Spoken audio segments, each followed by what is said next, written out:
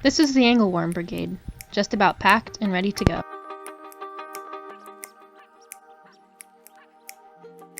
A quick, socially distant staff picture, then time to load the canoes. Oh yeah, how you feeling? So excited! So pumped to see Angleworm. We were being shuttled 50 minutes away to Angleworm Lake, our namesake, where we'd begin our 4-day returning staff training trip. Making our way down the Echo Trail and jamming to hype music, we were nearing our destination. Gear unloaded, it was time to go. Angleworm is not a particularly popular entry lake that many people use to enter the boundary waters. To access the lake, you get to portage your canoes and all the rest of your gear 640 rods, or about 2 miles down a hiking trail. How are you feeling? None of us had heard of Angleworm Lake before this trip. We almost always enter the boundary waters from Moose Lake, but occasionally will through Snowbank or Lake One. Because of the pandemic, staff training dates were shifted back about a month. I think there was a bit of an issue in acquiring the permits needed for all our training groups. Angleworm Lake, however, must have had plenty of permits available. This group of trainees had all guided for Northern Tier in previous summers. For one reason or another, they were given the opportunity to receive additional training, mostly just to sharpen the skills they already had. Rather than teaching canoeing and camping skills from scratch, Elijah and I were evaluating their ability to perform the required skills, providing guidance when needed, and helping them identify the ways they could improve their interpreting abilities. I was actually thrilled to find out we were given Angleworm as our entry lake. First off, what better way to start the season than with a 2-mile portage? Additionally, this entry lake placed us much farther west than we usually start trips, making the Beartrap River a very enticing option for our route. We were hesitant at first to commit to it. The Beartrap River is rugged and considered to be a more challenging trip. It was also quite a few miles away from base, and we were expected to arrive back exactly 3 days from now.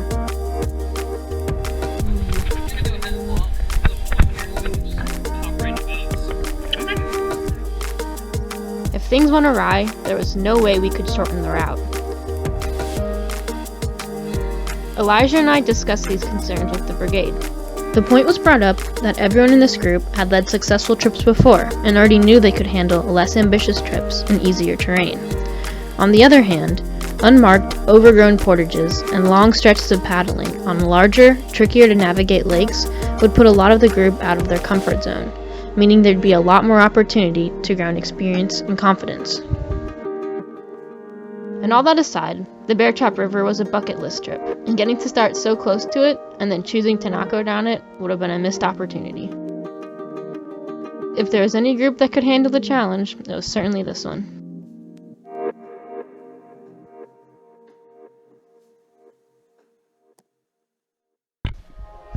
Nearly an hour and 20 minutes later, we had made it to the lake.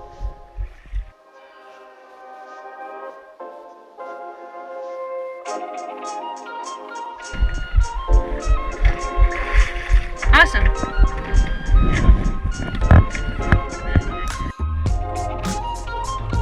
Finally time to paddle.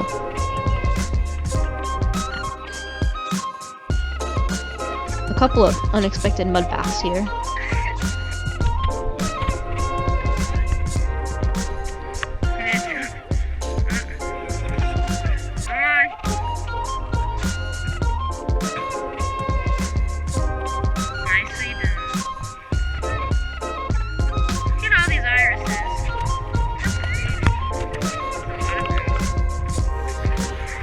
After traveling about 9 miles today, we were able to snag the only campsite on Beartrap Lake.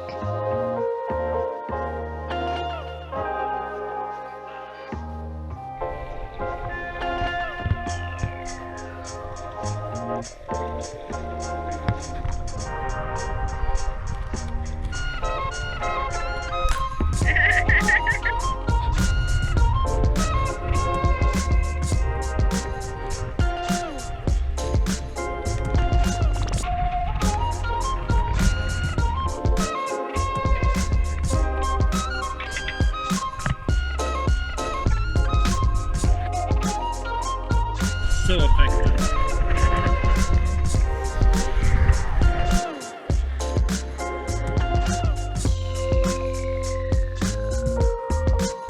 This is a sculpture we were collaborating on.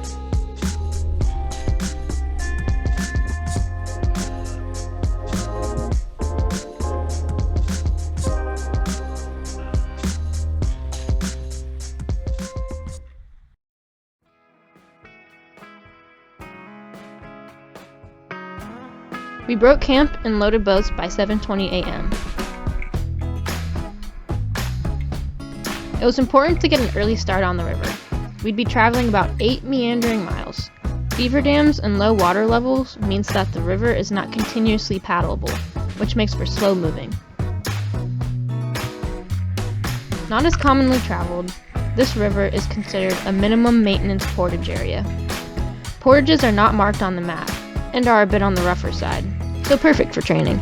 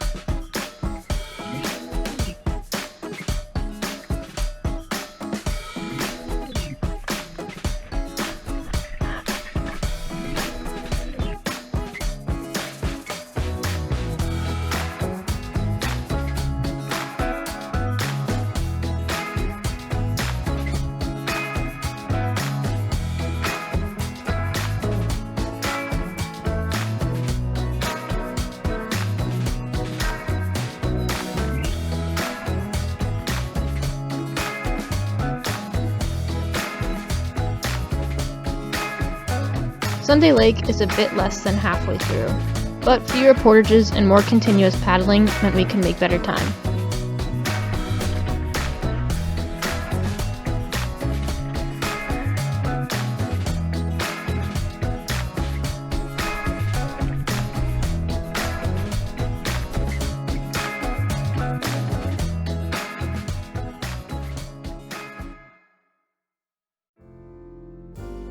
I thought we were way not that far. We portaged to Airae Lake at 1:30, so the river took us about 6 hours.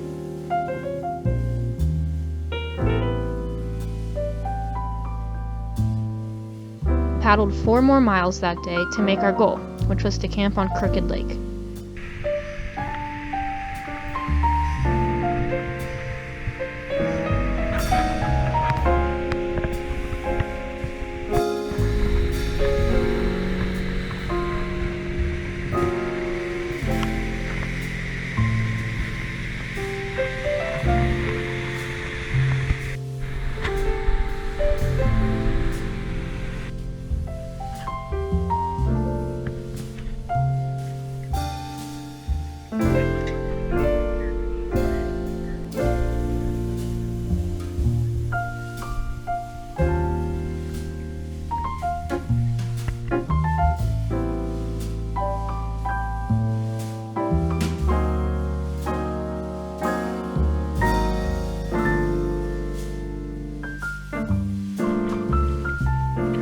Already, it was our last full day on trail. We'd have to paddle at least 20 miles today, and most of which would be on Crooked Lake. We were perfectly positioned for a dawn paddle, so we took advantage of the good weather.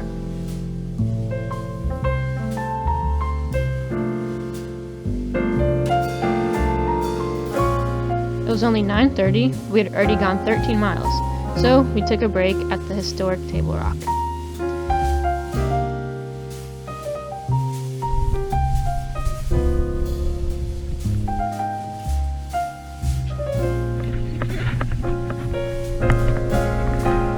Trying your shoes.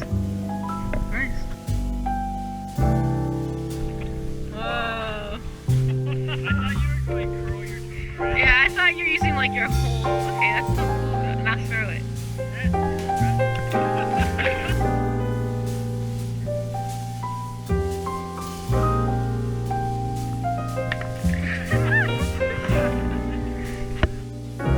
And we were back on the move.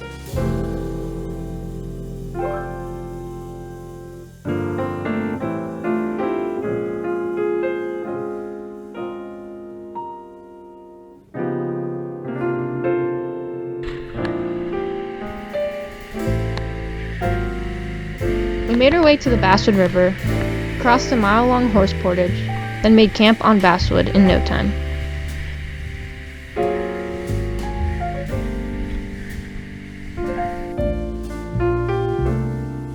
We had gone a long way, about 43 miles in 3 days, and still had plenty of time each night in camp.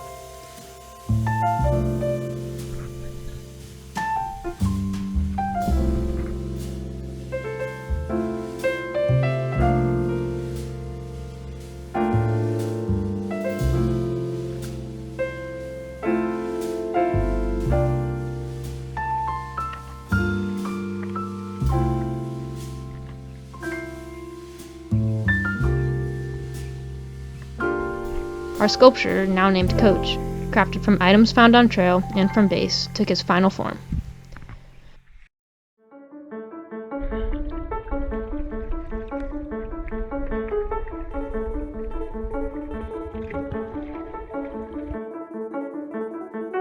Just 15 miles lay between us and base. That gets me going. Jesus, I think I've got stuck. Try and stay. Okay, see those logs there? Maybe walk on those logs till you get to the grass.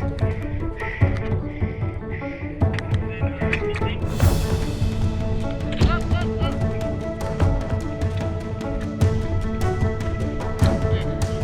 I'm gonna walk straight through it. Boardwalk.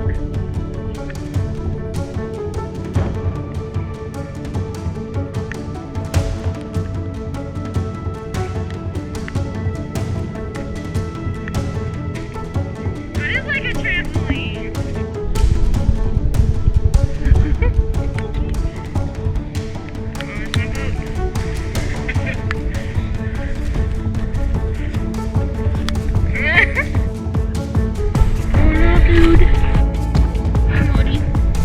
She had two sister and two brother.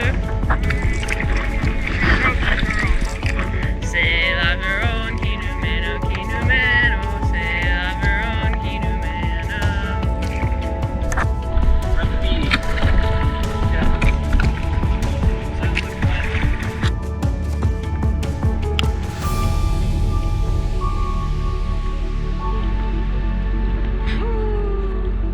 Alright, I'm gonna get ready, start singing soon.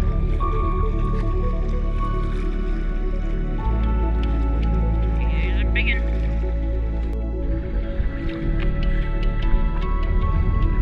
Chrissy, were you saying that you make YouTube videos? I guess I do.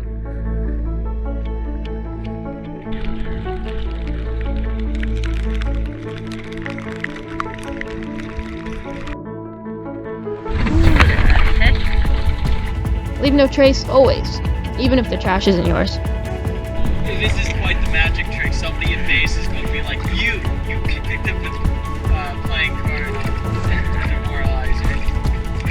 Was it the 7 words? Hey. I'd certainly say this training trip was a success, leaving each of us more physically and mentally prepared for the season, and better bonded as both friends and staff members.